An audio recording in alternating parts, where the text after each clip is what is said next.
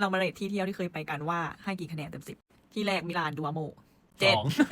คนเยอะเกิน ต้น2เลยเหรอ สอง ทำไม ไม่ค่อยชอบเท่าไหร่ เพราะ คนเยอะเกิน แค่นั้นเลย อืม ก็ไม่ค่อยสะอาดแต่ก็ได้อยู่สวยดี อันที่2อัมสเตอร์ดัม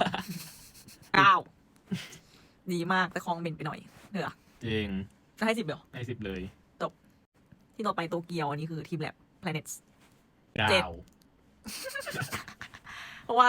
ที่เนี่ยดีเว้ยไปแล้วแบบรู้สึกแบบว้าวแต่ว่ามันให้คนเข้าเยอะเกินรู้สึกมันเยอะแยะไปหน่อย เยอะไปหน่อยแต่ก็สวยดีแบบประสบการณ์แปลกใหม่ เจ๋งที่ต่อไปโคโม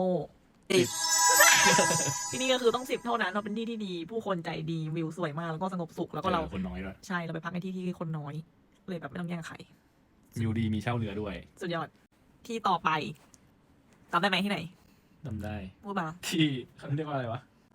ที่ออสเตรีย ฮอลสแตด ออสแตด นี่ก็คือจะเป็นวิวที่ Airbnb เราเองเป็นแบบว่าออกมาจากหลังบ้านแล้วก็คือเป็นวิวนี้เลยคือแบบอากาศดีด้วยวิวสวยมาก ให้กี่คะแนน 9 เหมือนเดิมก็คือทุกอย่างดีหมดยกเว้นคนเยอะ คนเยอะแล้วก็อาหารแต่ว่า อาหาร เราไป แพง กินร้านกลางหรือเปล่าไม่รู้ เราไปกินร้านกากแล้วก็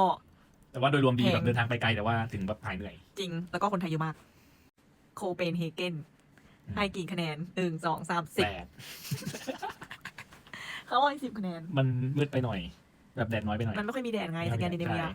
ก็เลยให้8ได้เหลือดีหมด วิวสวย อาหารอร่อยด้วย แล้วก็มีเลนจักรยานทั้งเมืองปั่นจักรยานชิลๆแต่ฝนแม่งตกทุกวัน